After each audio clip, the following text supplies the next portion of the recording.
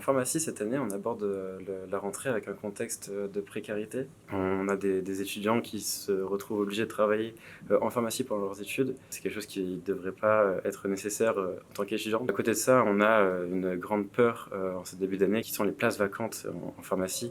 On a énormément de facultés qui ne remplissent pas leur place d'étudiants en pharmacie en première année. Tout cela est dû surtout à la réforme d'entrée en études de santé qui a apporté donc toute cette carence en étudiants en pharmacie cette année.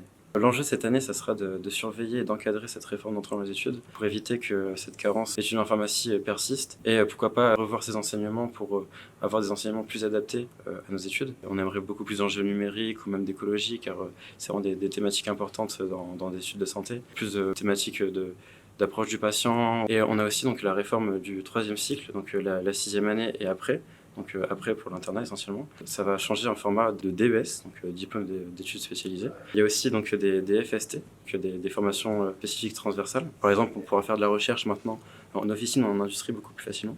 On va avoir aussi des changements qui pourront améliorer encore une fois cette précarité étudiante avec les stages en 6e année, où maintenant donc, les étudiants en pharmacie en stage pourront gagner un salaire qui leur permettra de vivre. Parce qu'actuellement, donc, un étudiant en stage va toucher autour de 500 € par mois, ce qui fait que dans beaucoup de villes, on peut prendre l'exemple de Paris, c'est impossible de survivre. On a une grosse thématique de promotion des études pharmaceutiques. Notre but, c'est vraiment de faire connaître les métiers de la pharmacie et les études de pharmacie auprès des étudiants.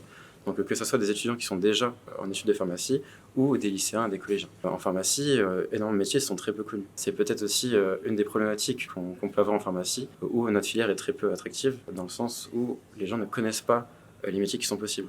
On a une ressource et une quantité de métiers possibles qui sont infinies en pharmacie. La répartition, par exemple, ça peut offrir des très bonnes perspectives d'évolution, où on va pouvoir faire un cursus officinal ou même industriel et pouvoir être recruté dans la répartition et ensuite pouvoir monter les échelons dans différentes filiales, dans différentes entreprises. C'est encore une fois des métiers qui sont peu connus et peu présentés et qui offrent des perspectives très, très, très grandes.